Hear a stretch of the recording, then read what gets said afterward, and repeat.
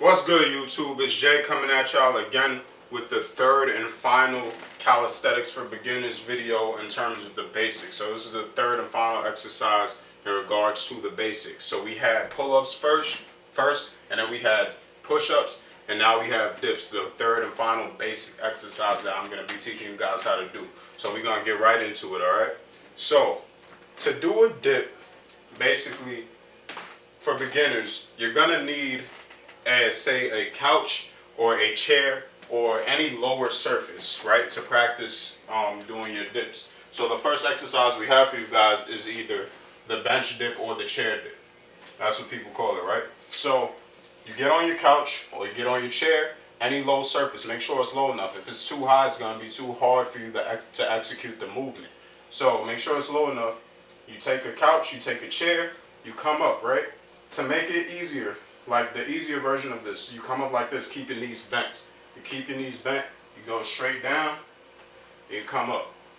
You go straight down, and you come up, right? So your body's gonna be in front of the chair or the couch, right?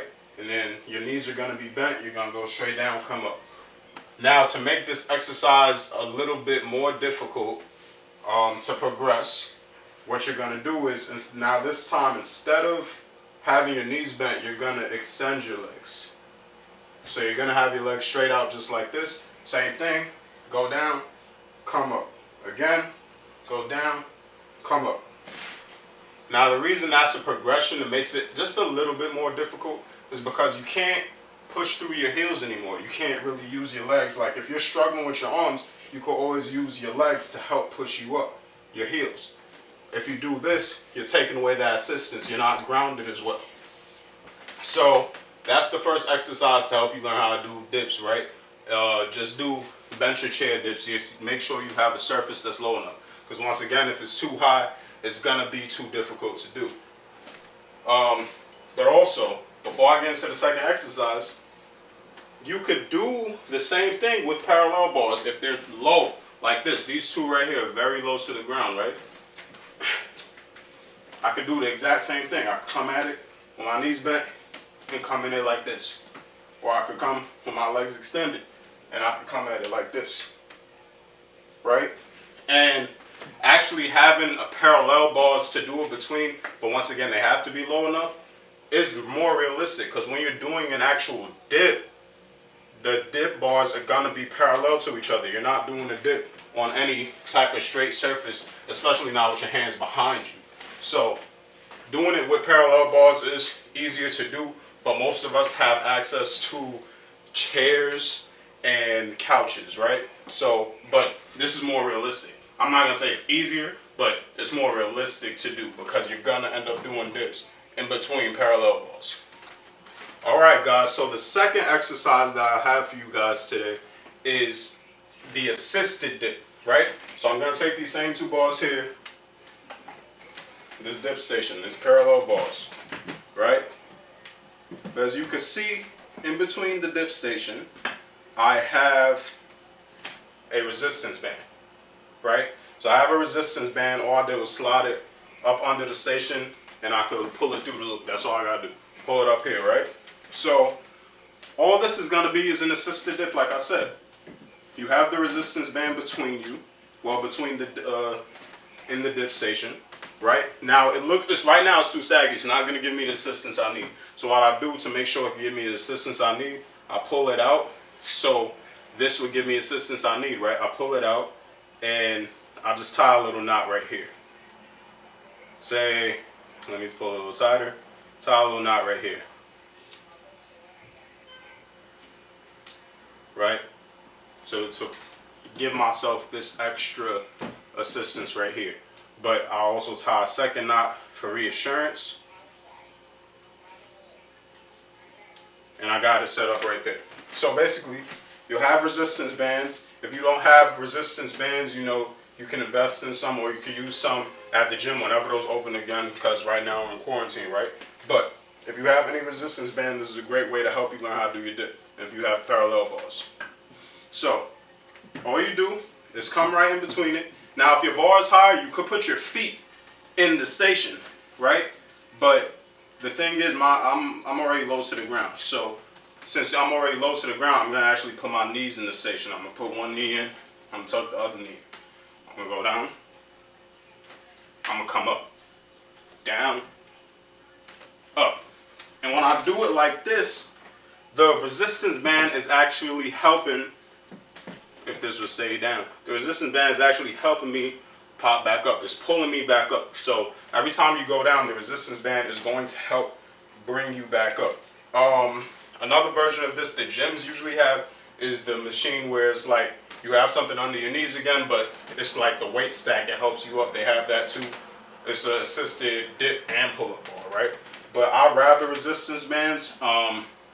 The resistance actually helps you more when you're all the way at the bottom, just because you increase the resistance when you pull it down, and it helps you less when you're at the top, because at the top there's no resistance. The way resistance band work, the resistance gets greater the more you pull on the band, which means the assistance will increase the deeper down you go, and it will decrease the higher up you come. So that's what the assisted dip is. But also, say you don't have the resistance band. Another thing you could do is you could just have a partner, right? Say you have a partner. Put this down. You have a partner. All you have to do is, I'll let you see it from back. All you have to do is get up on top of the bar and you bring your feet up. And when you have your feet up, you can let your partner grab your 2 feet. And then when you go down and you come up, they help pull you up. So you're gonna have your 2 feet behind you, and they're just gonna hold your feet like this. And you're gonna go down, and they can help pull you up a little bit. So if you have a partner, they can help pull you up and help make sure you don't fall straight down either, right? So the last exercise I have for you guys today, once again, the third and final time, it's the same in all the videos. It's helping you in all these videos for all pull-ups, push-ups, and dips. It is the negative, right? So, like I said, you could apply it to every exercise. I said this in every one of my basic exercise videos. If you haven't watched them, go ahead and watch them if you're a beginner, right? So again, the negative is just this. I'm at the top of my dip. All I do, 5-second countdown. 1, 2, 3, 4, 5. And I sit on my knees, I stand up, come up, do it again. 5-second countdown. 1, 2, 3, 4, 5. And like I said in the other videos, if 5-second count is too much, it's too hard for you to go down that slow, drop it to 3 seconds, drop it to 2 seconds. The point is you're learning to control the movement, and you're stronger on the way down. You're more likely to be able to control going down than you are to be able to push back up. So if it's too hard for 5 seconds, go for 3. 1, 2, 3. Stand up. 1, 2, 3. Stand up. Right? So you can do that. You can drop it to 2 seconds if you want to. But like I said, negatives can apply to any exercise. Same thing with the bench, the chair dips, or bench dips. Go down slow. 1, 2, 3, up. 1, 2, 3, up. You can do that to improve your strength in either of these movements. Say you're not good at these chair dips yet, you want to improve your strength in that, do the negatives for it. Or you're good on this, but you've done this resistance bands and you want to make it a little harder, you want to keep progressing on your normal dip, get closer to the normal dip, you do without the resistance band, come down. You can also do the negative with the resistance band. Same thing, put your knee in it, just come down slow. 1, 2, 3, ha! You know what I'm saying? So you can do it with that. Also with the resistance bands, if you have a resistance band with more resistance, obviously it's going to help you more. If you have a resistance band that's lighter, obviously it's going to help you less. Your goal is to get lighter and lighter on the resistance bands until you get to the point where you don't need one at all. So yeah guys, that was my third and final video for the calisthenics exercise for beginners, which once again is pull-ups, push-ups, and dips. This is the third of them all. If you haven't seen the others, make sure you go watch that one. If you did enjoy the video, if you did find it helpful, make sure you like, you comment, and you subscribe. Follow me on Instagram, it'll be down below. It's J, which is J_A, 3 underscores and a Y. Catch y'all on the next one.